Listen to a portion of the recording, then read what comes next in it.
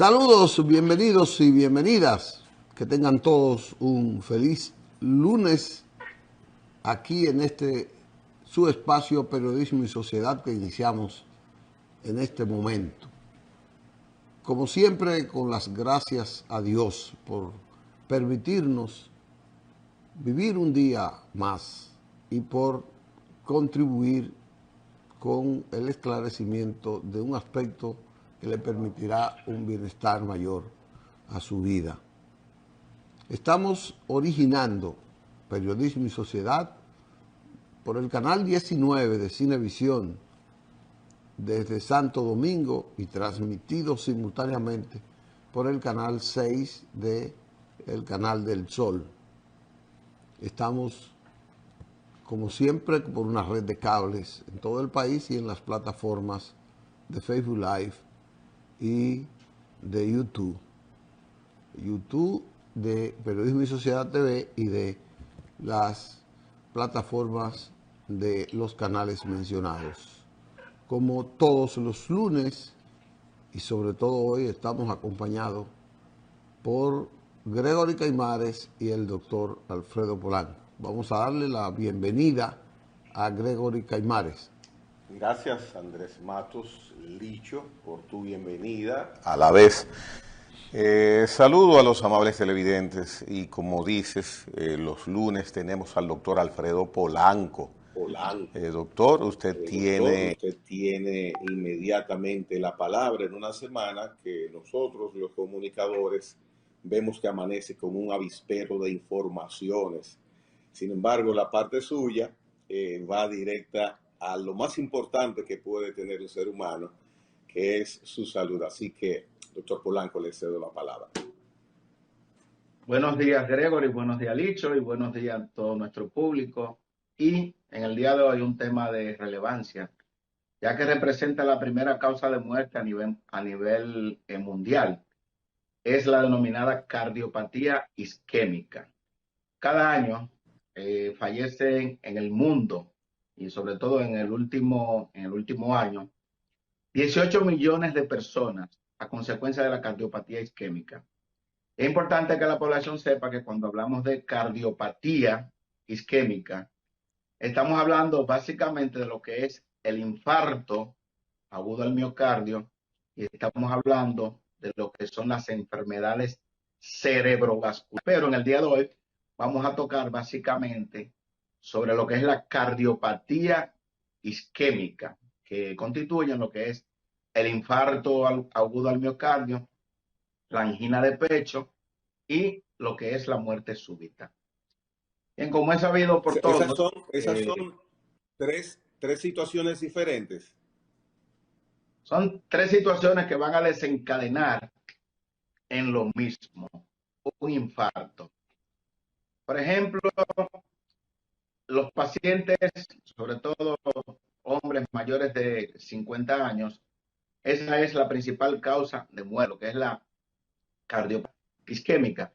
Ya en que se avanza en la edad, aumentan los factores de riesgos, aumentando cada día más lo que es la muerte por enfermedades cardiovasculares. O sea, son enfermedades no transmisibles. ¿Cuáles son los principales de riesgo para que un paciente presente una enfermedad cardiovascular?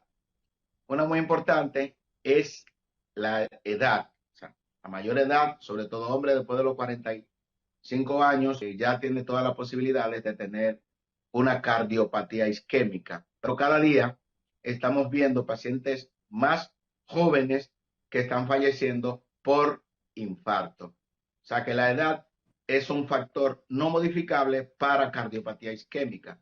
También tenemos el sexo masculino, pero ya después de los 65 años vamos a tener igual porcentaje de muertes de hombres que en mujeres, pues la mujer está protegida por hormonas femeninas, sobre todo a lo mejor antes de la menopausia. O sea que es un factor de riesgo ser hombre para tener una cardiopatía isquémica.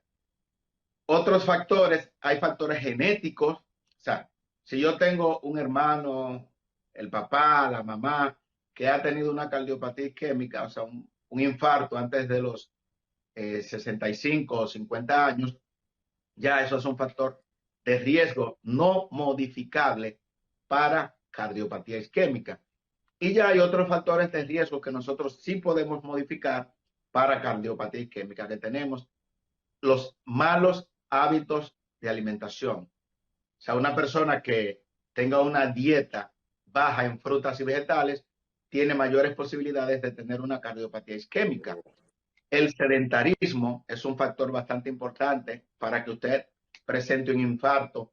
El estrés en los últimos 3 años se ha mencionado mucho sobre el estrés y la cantidad de horas que usted trabaje. Es decir, si usted trabaja a la semana más de 55 horas, es un factor de riesgo importante para una cardiopatía isquémica, pues lógicamente una persona que está sometida a altas cargas laborales, pues es un paciente que va a estar más estresado, es un paciente que va a liberar más adrenalina, la frecuencia cardíaca va a aumentar, va a tener menos tiempo de realizar actividad física como el ejercicio, que es un factor modificable, y por tanto mayores posibilidades de una cardiopatía isquémica. Doctor, También, doctor, sí, hay personas sí, que manifiestan y están conscientes ellas que han tenido y tienen un estilo de vida en cuanto a lo laboral se refiere bastante activo, que es un elemento que lo caracteriza. Por ejemplo, yo trabajo los 7 días de la semana, yo trabajo no importa la hora que sea, estoy acostumbrado a eso, mi cuerpo se acostumbró. Entonces, cuando es así, cuando yo siento que mi cuerpo durante años ha resistido trabajar extensas jornadas, se puede decir que ya tiene el organismo de esa persona una inmunidad en cuanto al riesgo que usted menciona. no, todo el trabajo demanda situaciones estresantes. Hasta elaborar este programa genera estrés. Pues si usted, por ejemplo, mañana no tiene el tema preparado que va a discutir, eso le genera estrés, porque tiene que preparar el tema en la noche o bien temprano en la mañana, leer la prensa. O sea, todo lo que nosotros realizamos nos conlleva a estrés. El mismo hecho de desplazarse hacia el canal, hacia el área de trabajo, con los tapones y todo eso, conlleva a estrés. Eso se llama estrés laboral. O sea que no vamos a acostumbrarnos a eso.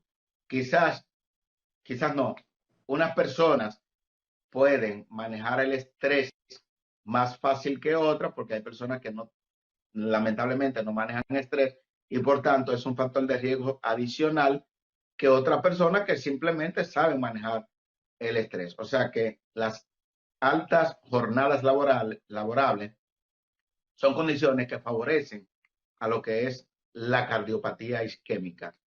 Entonces tenemos otros factores bastante importantes y lo dejé para último. 3 factores. Bueno, el tabaco, y es importantísimo, es uno de los principales factores de cardiopatía isquémica. Si usted deja de fumar, ya disminuye 10 veces las posibilidades de que presente una cardiopatía isquémica, sea un infarto o una trombosis cerebral, por lo que todos sabemos la gran cantidad de tóxicos que contiene el tabaco, sobre todo la nicotina, que eso trae como consecuencia aumento de la tensión arterial, aumento de la frecuencia cardíaca, y por tanto ese paciente va a ser más susceptible a presentar una cardiopatía isquémica. Pero hay 3 situaciones que son bastante controlables, que pueden bien modificarse y que son los principales factores de riesgos para que un paciente presente una cardiopatía isquémica. Uno es la hipertensión arterial. La hipertensión arterial, que ocupa una de las principales enfermedades del individuo, ya que más del 30% de la población adulta la padece en la mayoría de las zonas del mundo, ese es un factor bastante importante y que en más del 50% de los pacientes que son hipertensos están descontrolados. Imagínense ustedes, y el 50% que son hipertensos desconocen que son hipertensos. Entonces, esa hipertensión arterial descontrolada, ya sea porque usted no conozca su condición de hipertenso o porque simplemente usted manda 2, 3 medicamentos para controlar la presión y usted solamente está utilizando uno, y cuando le tomamos la presión en la mañana de hoy a las 10 de la mañana y la encontremos elevada, usted justifica, no, voy a tomar medicamentos de la presión a las 8 de la mañana. Entonces, es un paciente que está descontrolado. Por tanto, es un factor de riesgo para cardiopatía isquémica. Por el solo hecho de ser diabético, ya es un paciente de alto riesgo o de muy alto riesgo para cardiopatía isquémica. Y otro factor que se puede modificar son los niveles de colesterol en sangre. Y sobre esto vamos a hablar un poquitito, señores. Es importante nosotros, atendiendo a las patologías adicionales que usted tenga, tener un colesterol adecuado. Por ejemplo, ya esos valores que anteriormente se decía de que el colesterol lo normal es hasta 200 miligramos por decilitro, y que si usted tiene 199 miligramos por decilitro, ya está todo bien. No, las cosas han cambiado bastante. Tenemos que ver y saber que tenemos el colesterol LDL, low, colesterol de baja densidad, que es el denominado colesterol malo, y el colesterol HDL, que es el colesterol bueno o de alta densidad. Entonces, tenemos que ver cómo están nuestros niveles de colesterol LDL y HDL. Por ejemplo, un paciente diabético y que encima de eso sea un paciente hipertenso y que tenga problemas de insuficiencia renal crónica, que esté en prediálisis, tiene que tener ese colesterol muy por debajo de 55 miligramos por decilitro, el malo. Igualmente, si es de alto riesgo, tiene que tener ese colesterol generalmente por debajo de 70 miligramos por decilitro. O sea que todo depende de la persona. ¿Por qué? Porque fisiopatológicamente, cuando se produce un infarto, para que la población entienda qué es lo que pasa, están dañadas nuestras tuberías. Ustedes ven como cuando la tubería de la cocina tienen que llamar a un plomero para que la destape, porque por ahí baja toda la grasa de la cocina. Asimismo, se comportan nuestras tuberías, que son los vasos sanguíneos, que son las arterias que llevan la sangre al corazón, pequeñitos vasos sanguíneos, que son las arterias que llevan la sangre a nuestro cerebro, a nuestra cabeza. Entonces, cuando una pequeña placa de grasa se erosiona, ¿qué ocurre? Se le van agregando plaquetas, se forma un coágulo y entonces se tapa el drenaje a esa zona que le correspondía irrigar esa arteria. Entonces ahí viene que el paciente va a presentar una ligera molestia a nivel del pecho, que es el dolor precordial, que en el caso de la angina, que es el preinfarto, como le decimos, es el preludio de un infarto, un dolor intenso, pero de corta duración, generalmente no dura más de 5 o 10 minutos, puede durar 15 minutos, pero que cuando usted está haciendo alguna actividad física y le da ese dolor, usted se sienta, usted descansa un momentito y ese dolor se le pasa. Estamos hablando aquí de una angina de pecho. Ahora, ¿qué ocurre? Muchas personas dicen, ah, no, eso fue un dolorcito, fue algo muscular, y sigue presentándose ese proceso a lo largo de semanas, a lo largo de meses, y luego viene a la medianoche, a la hora que sea, que le da al paciente el dolor de pecho más intenso de su vida. Es un dolor Doctor, quemante, urente, que el paciente dice que es como si le estuvieran clavando una espada en el pecho, una espada candente. Sin lugar a dudas, ¿qué tenemos aquí? Tenemos un doctor, infarto. El paciente, sí, ¿cómo, adelante. cómo puede uno darse cuenta de el crecimiento de esa placa, de esa obstrucción que se va creando en una de las arterias y cuando ya está obstruida totalmente. Es decir, hay un tratamiento que un cardiólogo, que un médico, que un procedimiento debe descubrir, así como el paciente puede acudir y saber que están haciéndole ese tratamiento. ¿Cuál es el tratamiento? Bien, muy buena pregunta. Lo primero es que podemos tener un infarto silente. Oigan bien, un infarto silencioso, sobre todo pacientes diabéticos, pacientes ancianos que tienen daño a nivel neuronal de las neuronas. Ese paciente puede presentar una oclusión completa de las arterias coronarias, de varias arterias coronarias, y no presentar dolor. Asimismo, como un paciente diabético puede pisar un clavo durante un día entero y permanecer con ese clavo en los zapatos, y cuando llega a la casa que se quita los zapatos, es que se da cuenta que tenía un clavo en la bota o en el zapato, que lo hemos visto bastante en nuestro hospital de la diabetes. Asimismo, el paciente puede presentar una oclusión coronaria y no presentar síntomas. Simplemente podría presentar una ligera dificultad respiratoria, algo parecido como, un dolor de estómago. El paciente puede presentar sudoración y confundir ese signo, ese síntoma como si fuera una hipoglucemia. Seguro es el azúcar que la tengo bajita, déjame parar aquí y tomar un poco de dulce.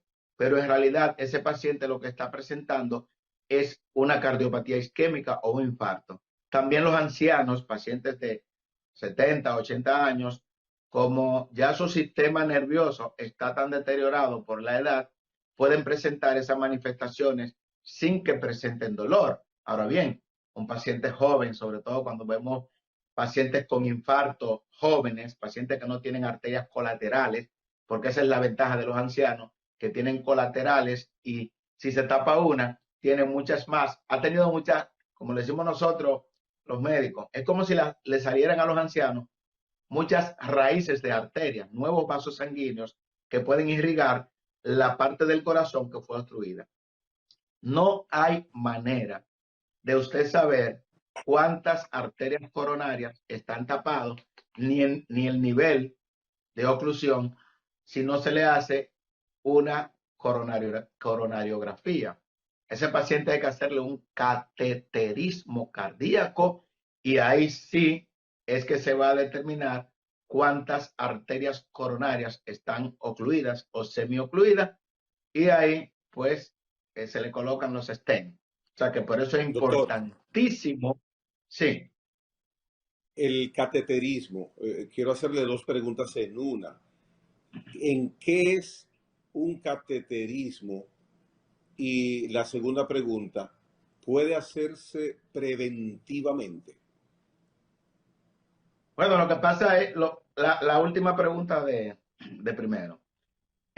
Para hacer un cateterismo es un método diagnóstico invasivo donde al paciente se le inyecta una sustancia llamada medio de contraste. Ese medio de contraste va a ir corriendo por todos los vasos sanguíneos y va a ver por donde no pase. ¿Qué indica? Por donde no pase ese medio de contraste, ya eso indica que hay oclusión de esa o esas arterias coronarias.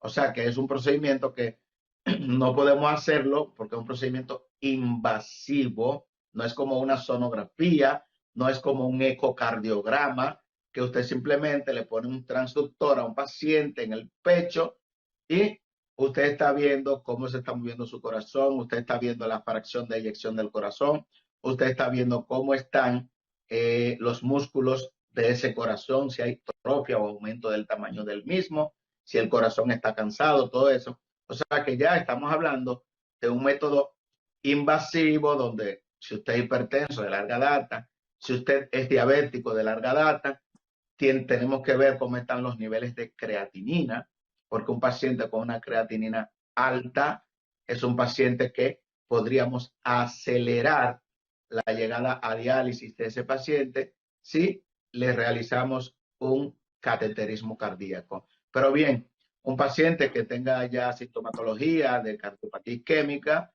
y que nosotros queremos resolverle el problema, pues lógicamente, pues ese paciente se le hizo una prueba de esfuerzo y no toleró la prueba de esfuerzo. Oh, pero mira, es un paciente que hay que hacerle un cateterismo cardíaco.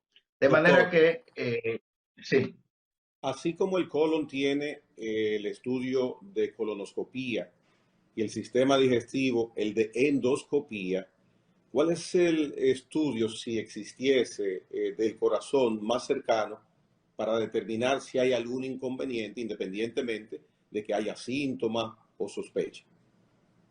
ok, el electrocardiograma es un método Sí. diagnóstico barato, sencillo, que lo podemos hacer en la cabecera del paciente. Y usted, por ejemplo, cuando nos llega un paciente, que de hecho la mayoría de los pacientes que nos llegan por las emergencias con dolor de pecho no son infartos, ¿qué es lo primero que se le hace? Un electrocardiograma.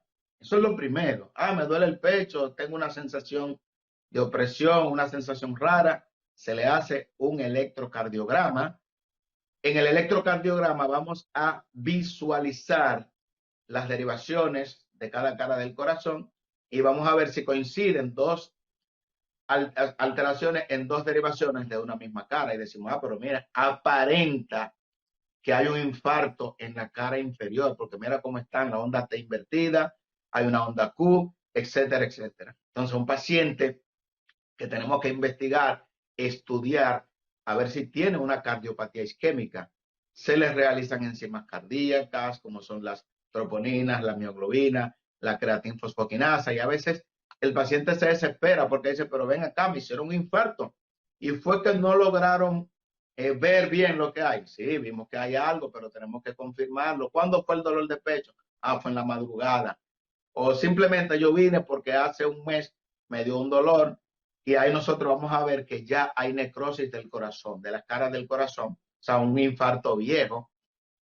Podemos hacerle al paciente posteriormente un ecocardiograma y vamos a ver la contractilidad del corazón podría estar disminuida porque tiene una insuficiencia cardíaca, etcétera. O sea, que tenemos diferentes medios para hacer el diagnóstico de que un paciente podría tener un problema coronario.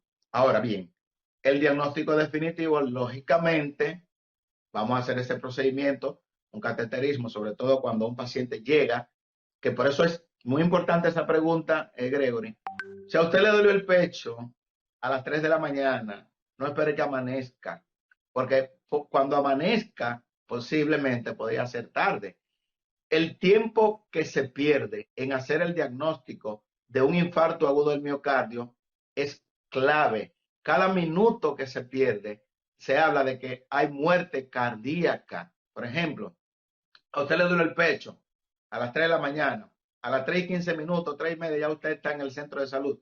Óigame, a usted le van a poner, inmediatamente usted llegó poniéndose la mano en el pecho, le van a dar medicamentos antiagregantes plaquetarios, le van a poner anticoagulantes, le van a dar una estatina, si tiene la frecuencia cardíaca alta, le van a dar un medicamento para disminuir la frecuencia cardíaca y con ello disminuir el consumo de oxígeno. Y luego, ahí mismo, se le hace el electrocardiograma y si se vio que hay datos de infarto agudo al miocardio, no hay que perder tiempo. Se lleva a ese paciente para hacerle un cateterismo de rescate. O sea que es importantísimo hacer el diagnóstico temprano de cardiopatía isquémica, de infarto, porque una vez que ese infarto ya está establecido, hay muerte de una parte del corazón por usted haber llegado tarde y entonces usted va a tener una insuficiencia cardíaca. Entonces, por Permanente, eso doctor. la importancia, claro que sí, podría ser permanente. Entonces, por eso la importancia de usted ir temprano cuando tiene dolor de pecho.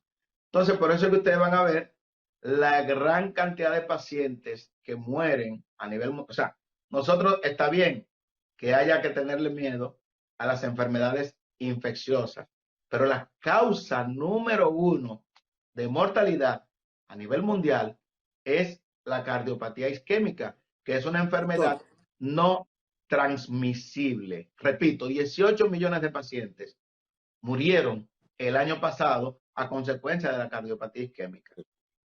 Usted ahorita, cuando iba a presentar el tema, hablaba de varias formas de morir a causa de la cardiopatía isquémica. Hablaba de la muerte súbita, hablaba del infarto fulminante, hablaba de infarto de, ¿cómo se llama? De miocardio. Cerebral, ACV isquémico o infarto cerebral. Cerebral. Entonces, ¿cómo usted en este tiempo que nos queda puede clasificar eso? Puede definirnos la muerte súbita. Yo había oído eso en infantes solo. Si la muerte súbita es aquella cuando hay una oclusión masiva coronaria, ese paciente que murió de un infarto fulminante, lo encontraron acostado, arropadito, se murió y ponen de que muerte natural, pero si a ese paciente se le hiciera una necropsia, se va a ver en la necropsia que hubo un infarto agudo al miocardio, que no dio tiempo a nada, porque ustedes van a darse cuenta de que la mayoría de los pacientes que tienen cardiopatía isquémica lo hacen en la medianoche.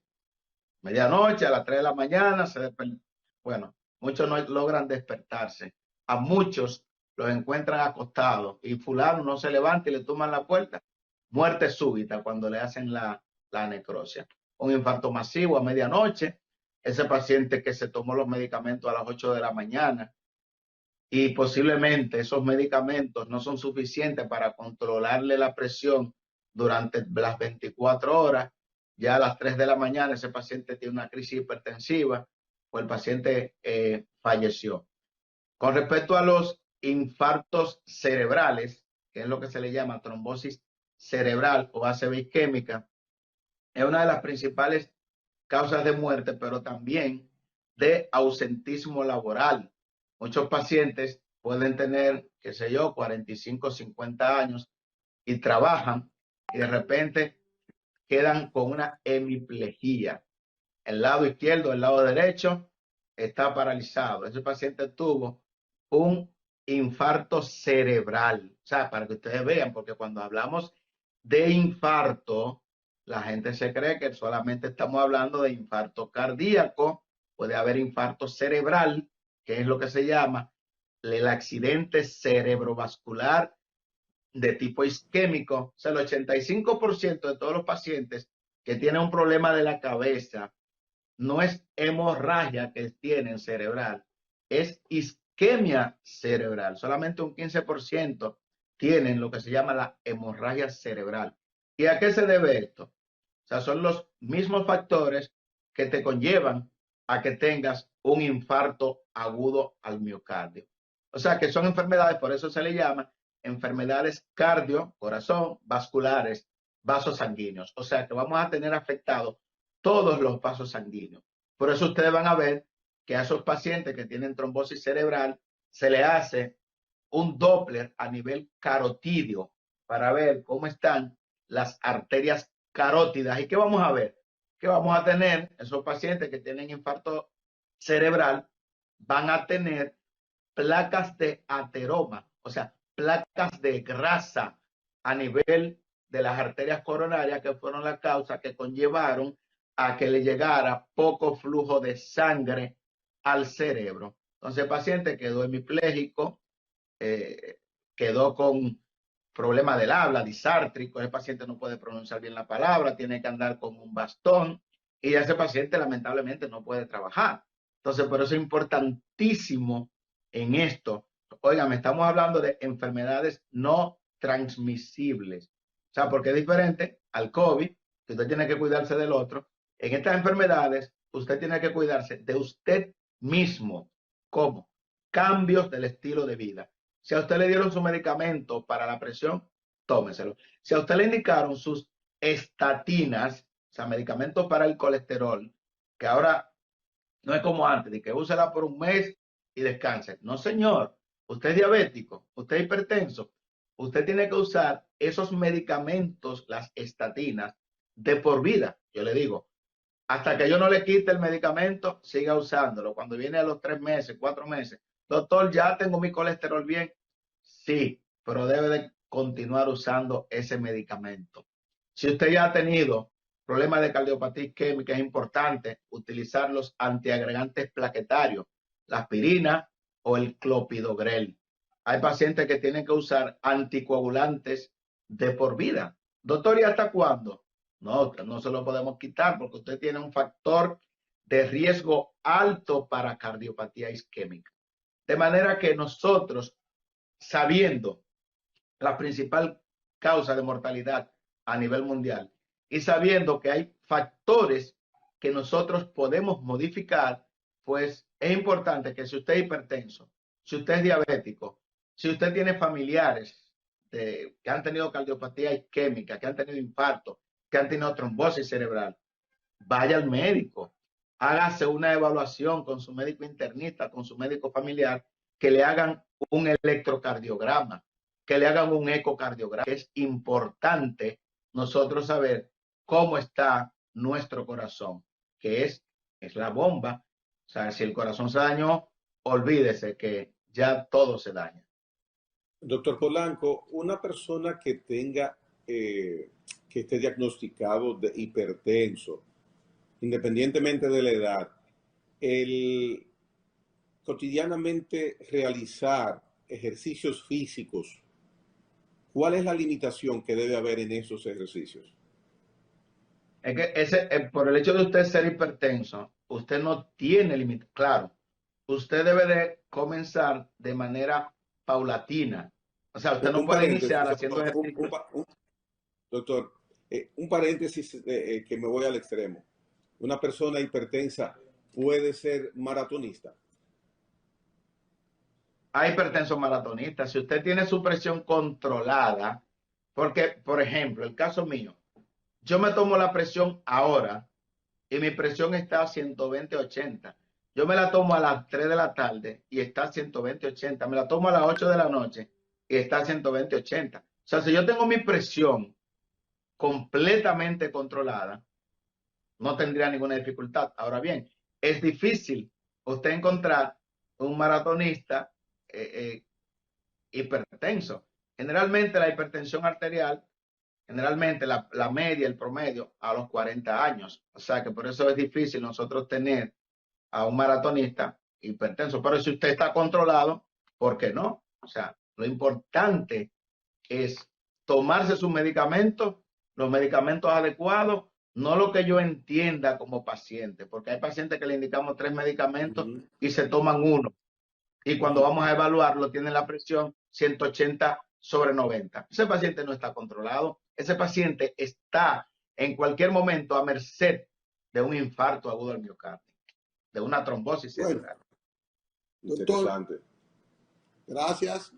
Los pacientes están ahí alegres con sus disertaciones, pero también ustedes siempre que esperan por usted allá.